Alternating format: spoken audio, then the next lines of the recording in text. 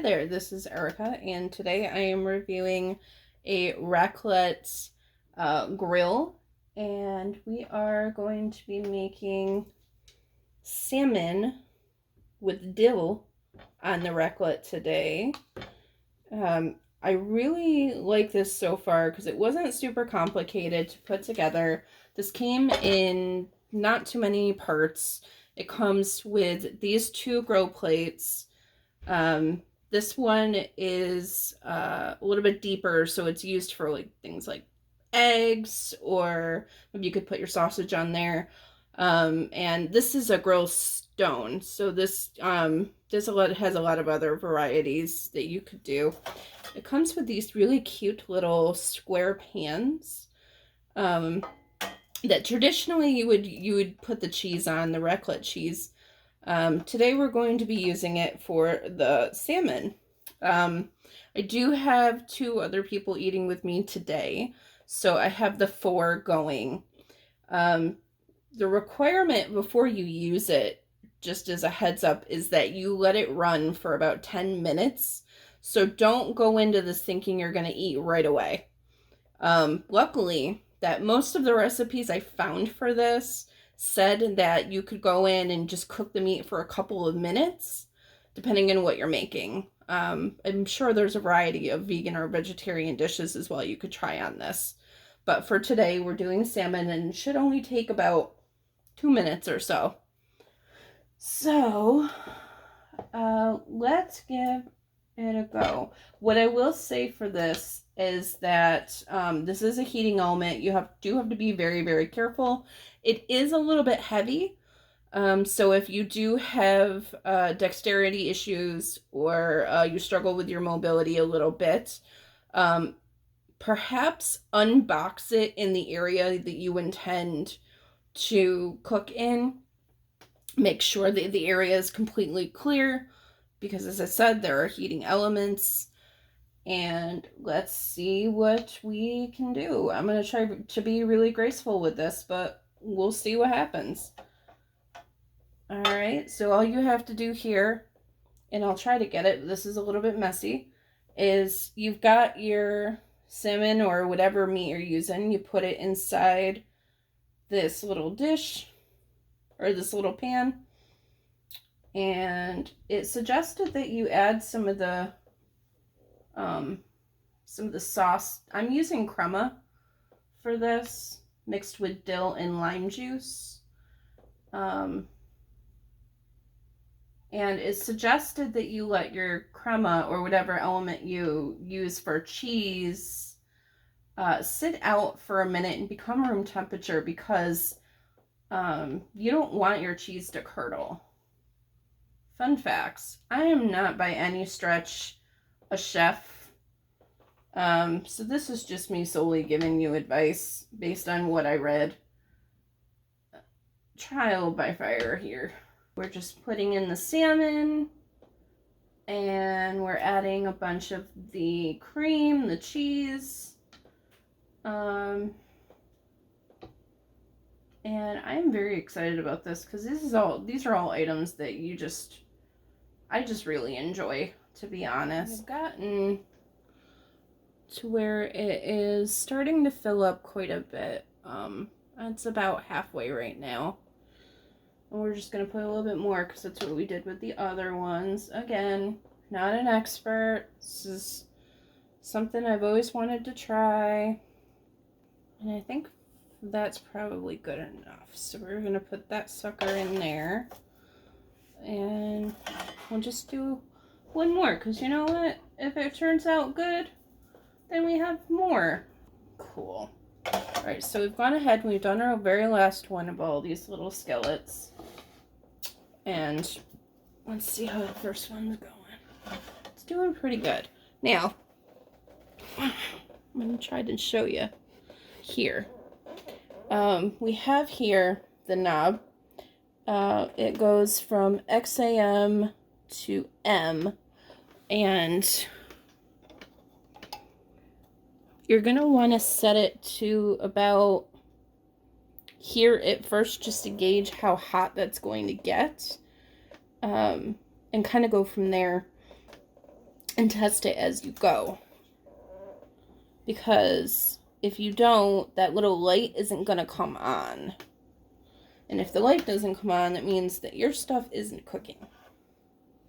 What I am noticing already is, and I'm going to try to show you. Let's see here. There are little bubbles forming so far. So it is doing something. And we're just going to let that sit for a minute. Turn this one right about now just because it took a minute for the other ones. And just test the first one to go in and see if that's cooked all the way through. If it isn't, then you can kind of gauge, okay, well, that didn't cook all the way. Maybe I'll add another minute for the ones remaining. Test what you're cooking. We don't want to make anyone sick. As far as this item goes, I think it's pretty easy to use. The most time-consuming thing, honestly, for me was preheating it before use, and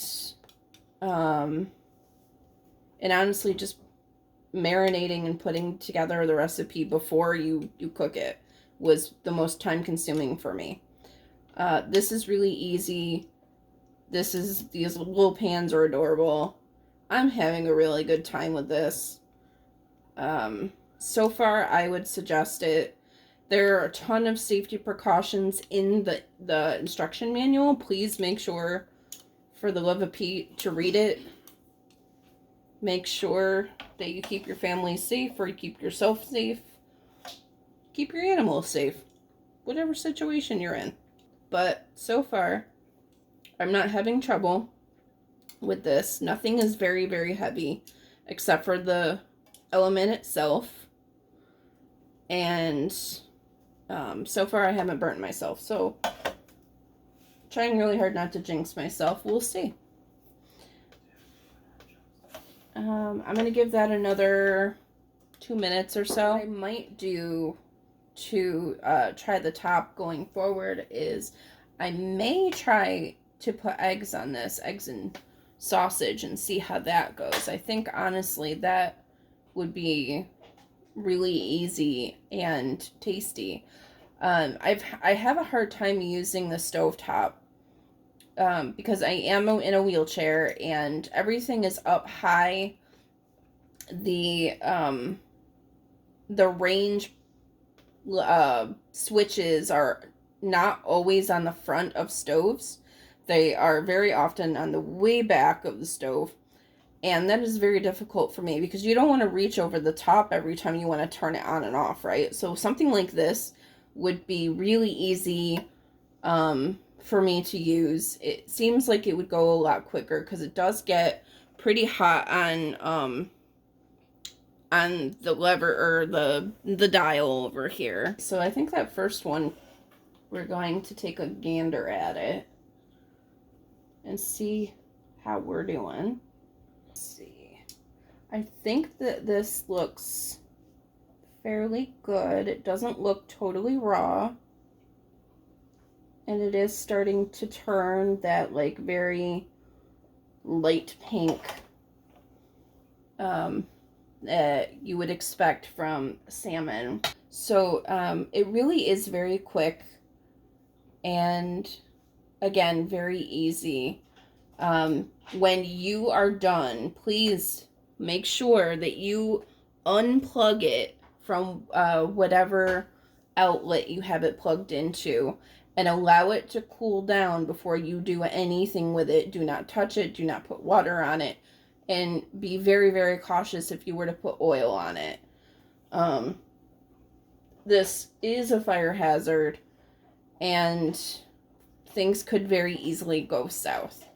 I did read that when you're caring for these grill plates, make sure that you're not using any kind of abrasive metals on it. Treat it like you would a non-stick skillet. Don't put it in the dishwasher. Don't only wash your hand wash with like mild soapy water at like a medium or cool level. this is a very sensitive machine and treat it like it is. Other than that, I'm very excited to eat this. Here's what we got here. It is not the prettiest presentation, but you know what? I bet it's delicious. And with that, I suggest this. Check it out. Don't be too intimidated by it, by all the, because it's electric. It's pretty easy and there's only a few parts. Go on and check it out.